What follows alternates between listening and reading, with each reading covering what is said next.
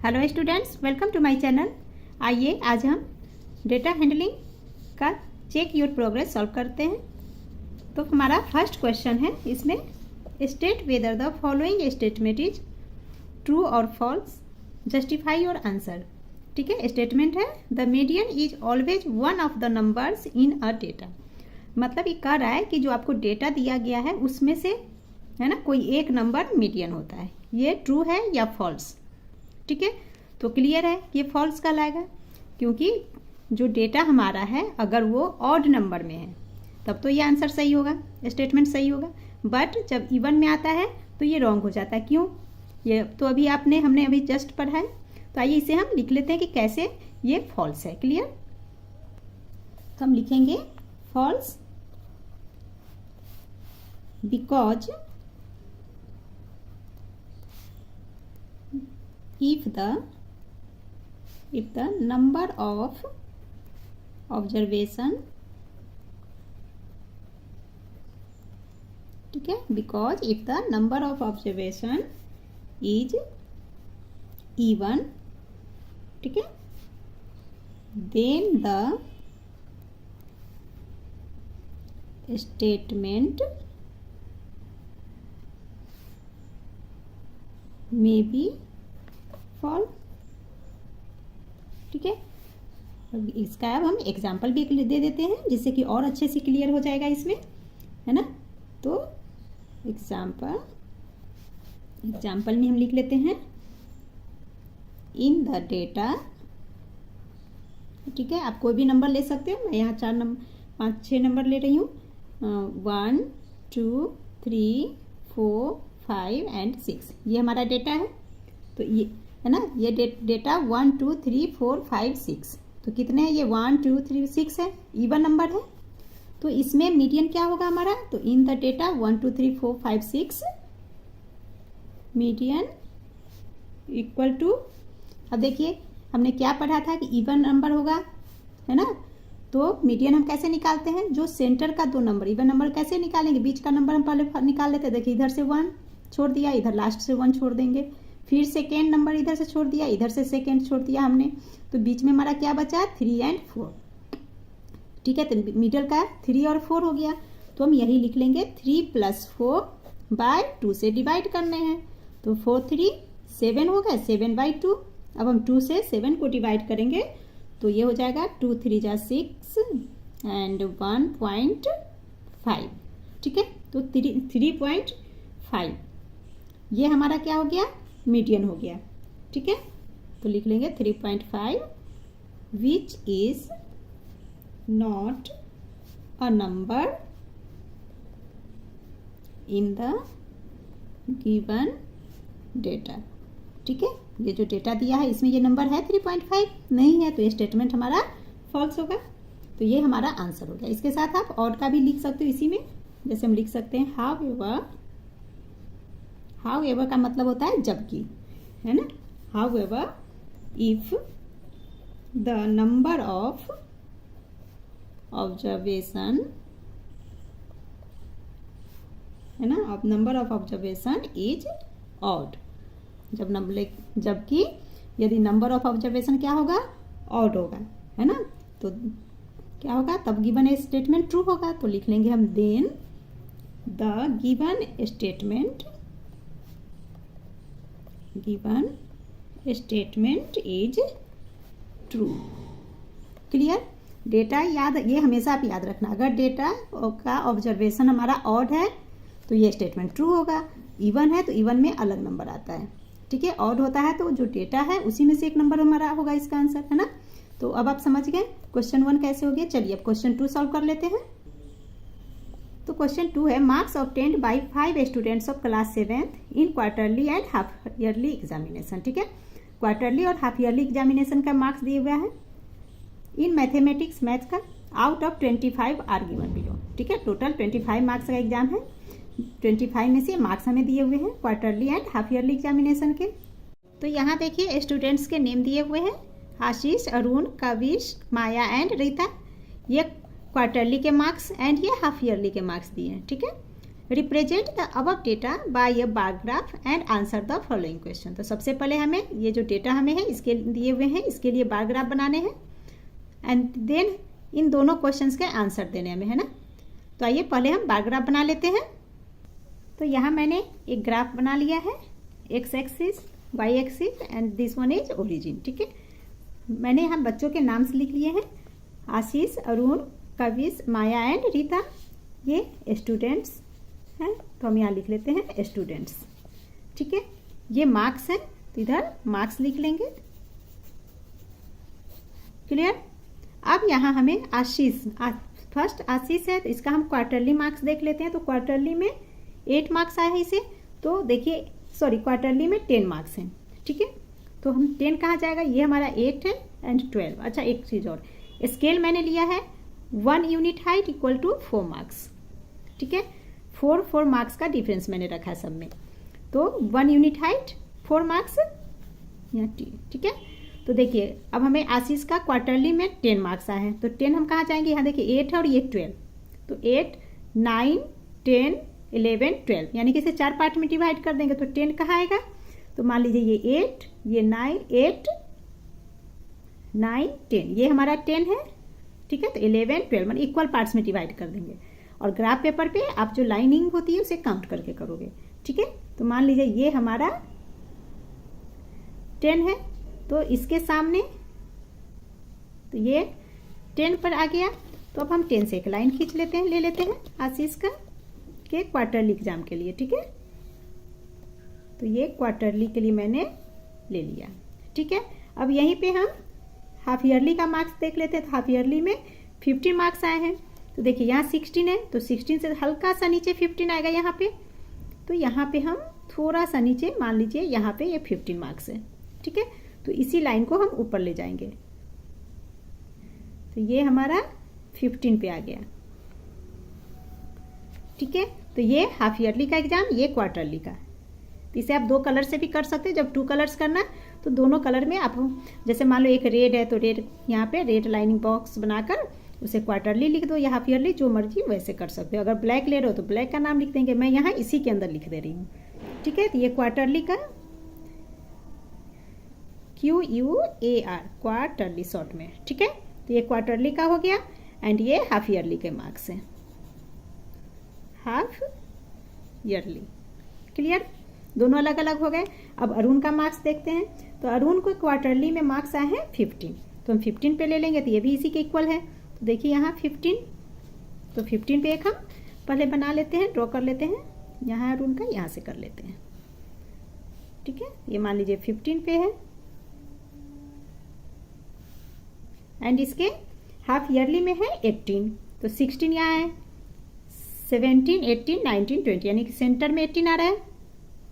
तो यहाँ हम 18 इस लाइन पे यहाँ रख लेते हैं, मान लीजिए ये 18 हो गया, तो यहाँ से एक ये पॉइंट ऐसे 18 पे ये ले लेंगे। ठीक है, यहाँ भी हम लिख लेते हैं ये half yearly and this one is quarterly. ठीक है, तो कब इसका देखते हैं, इसका क्वार्टरली में आपके दिए हुए हैं 12 marks.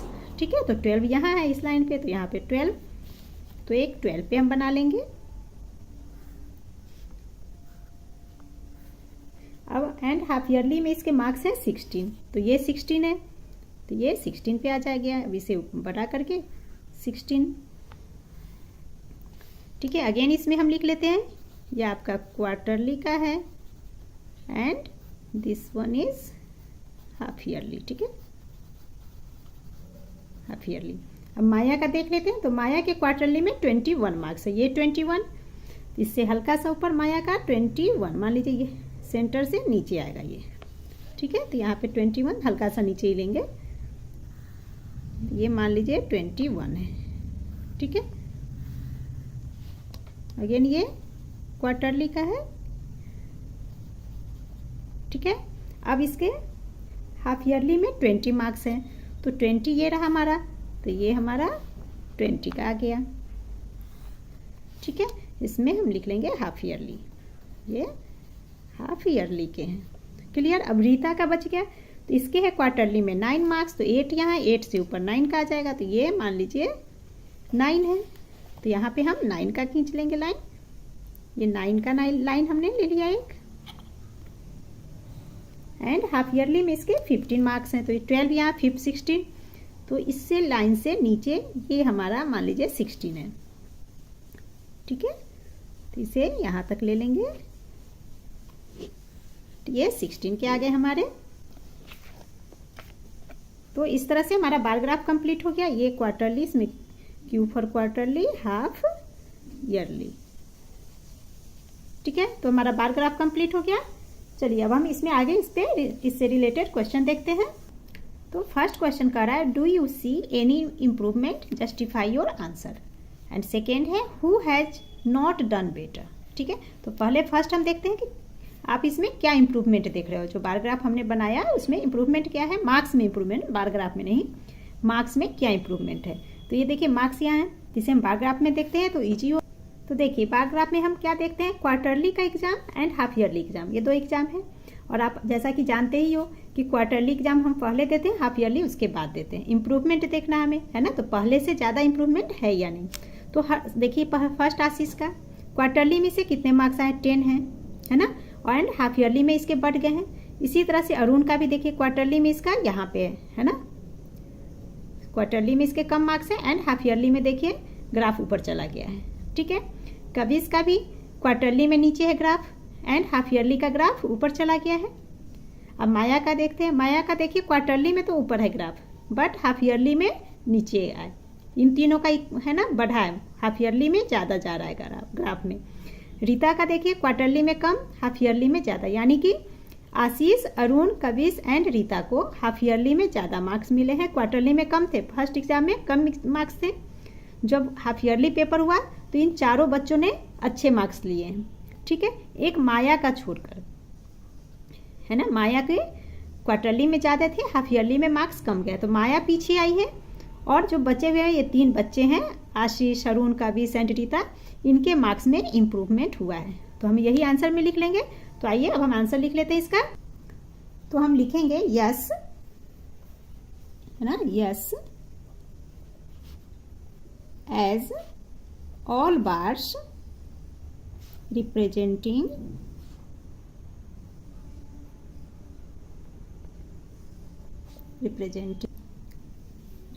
yes as all bars representing half yearly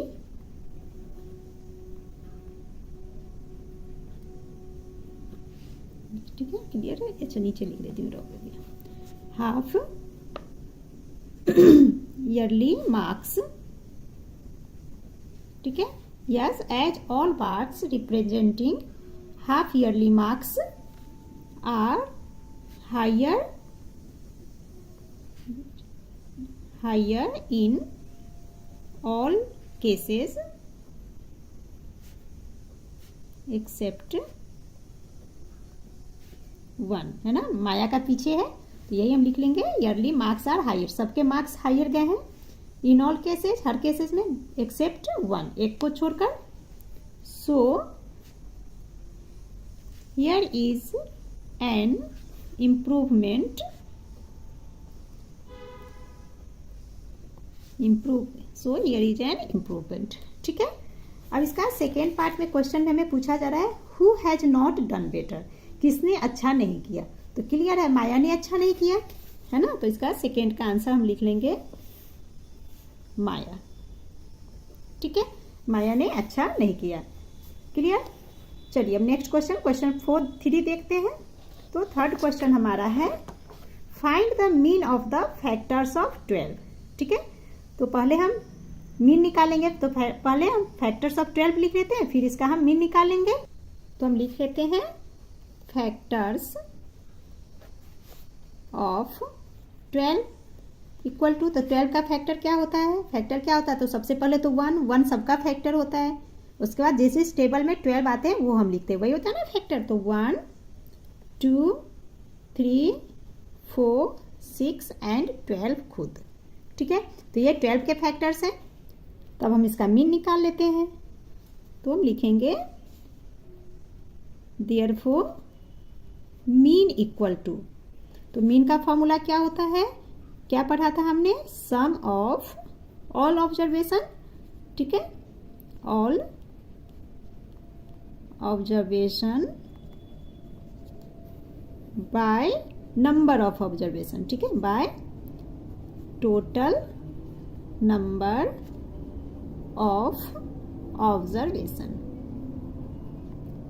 फिर से मैं आपको बोल रही हूँ, ऑब्जर्वेशन की जगह आप टर्म्स भी लिखोगे, कोई प्रॉब्लम नहीं है, ठीक है। तो इक्वल टू, अब इन सबको सम ऑफ ऑल ऑब्जर्वेशन है, तो ये हमारा डेटा है, तो इसी को हम लिखेंगे। तो हम लिखेंगे 1 + 2 + 3 + 4 + 6 + 12 बाय, अब total number of observation, total कितने हैं, तो 1 2 3 4 5 6, टोटल 6 है, तो यहाँ हमने 6 लिख लिया, ठीक है। अब इन सबको हम प्लस करेंगे, तो प्लस करने पे ये हमारा हो जाएगा +2 + 3 + 4 + 6 + 12, ये हो गया हमारा 28। तो 28/6, ठीक है। तो 28/6 किससे डिवाइड हो गए, तो 2 की 3 टेबल से हो जाएंगे, तो 2 3 = 6 एंड ये हो जाएगा 2 की टेबल से 2 1 = 2, 2 4 = 8, 14/3, ठीक है। तो इक्वल टू 14/3, ये हमारा आंसर हो गया। Clear. Now question 4 is find the median and the mode of the following data, ठीक है, मीडियन एंड मोड निकालने हैं और ये डेटा आपको दिए हुए हैं। तो सबसे पहले हम क्या करेंगे, इसके लिए असेंडिंग या डिसेंडिंग ऑर्डर में अरेंज करते हैं, ठीक है। तो आइए मैं यहाँ दिखाती हूँ आपको। तो देखिए ये मैंने असेंडिंग ऑर्डर में अरेंज कर लिया डेटा को, ठीक है।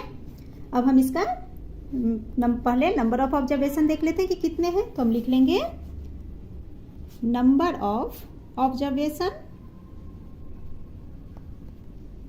इक्वल टू, तो नंबर ऑफ ऑब्जर्वेशन कितने काउंट कर लीजिए, 1 2 3 4 5 6 7 8 9 10 11 एंड ये 12, ठीक है। तो मीडियन निकालने के लिए क्या करना, हमें ऑड है या इवन में ऑब्जर्वेशन है वो देखने हैं। तो 12 आया, तो 12 क्या है, ऑड है या इवन है, ये हमारा इवन है, ठीक है। तो इवन में हम क्या करते हैं, सेंटर के 2 नंबर्स को ऐड करते हैं, ठीक है। तो हम लिख लेते हैं मीडियन इक्वल टू, अब सेंटर का 2 कौन सा नंबर्स होगा वो हमें पता करने हैं। इवन में हमेशा 2 नंबर सेंटर में आएंगे। तो देखिए एक शुरू से छोड़ दीजिए, फिर लास्ट का सिंगल, फिर ये सेकेंड, इधर से सेकेंड हमने छांट दिया, फिर थर्ड, इधर से थर्ड, देन फोर्थ, अगेन इधर से फर्स्ट सेकेंड थर्ड फोर्थ खत्म हो गए।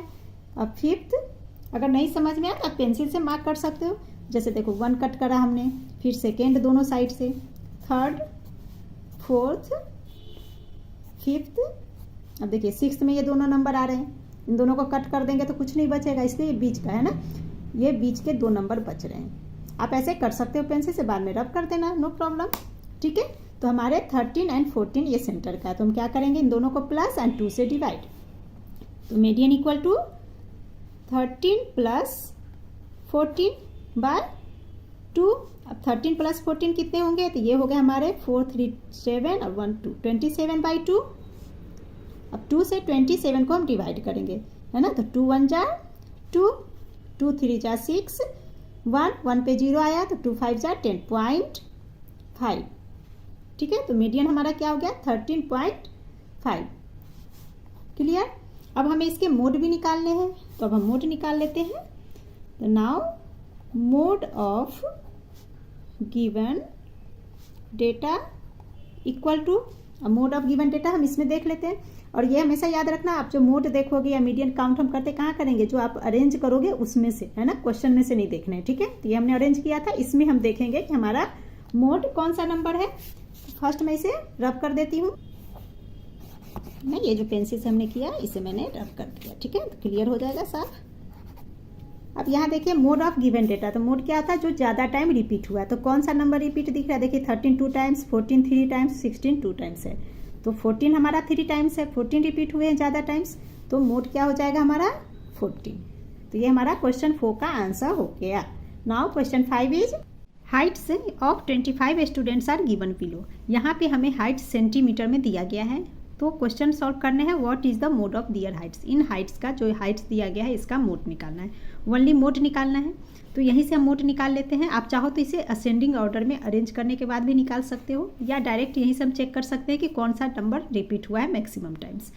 सो चेक कर लेते हैं 168 को पहले, तो 168 हमारा एक ही टाइम में आया है। नाउ 165 1 2 3 टाइम्स में है। 163 ये हो गया 1 2 3 4 5 6 7 8 टाइम में है। 161 162 टाइम्स ही दिख रहा है, तो अभी मैक्सिमम तो 8 है। नाउ 161 को भी एक बार चेक कर लीजिए। 161 भी कम बार ही है। 162 भी कम दिख रहा है, 2। ठीक है, तो इस तरह से हम क्या देख रहे हैं कि 163 8 टाइम्स आया है, सबसे ज़्यादा यही रिपीट हुआ है। सो हमारा मोड भी यही होगा, तो लिख लेंगे mode of their heights is equal to 163 centimetre. ये हमारा आंसर हो गया।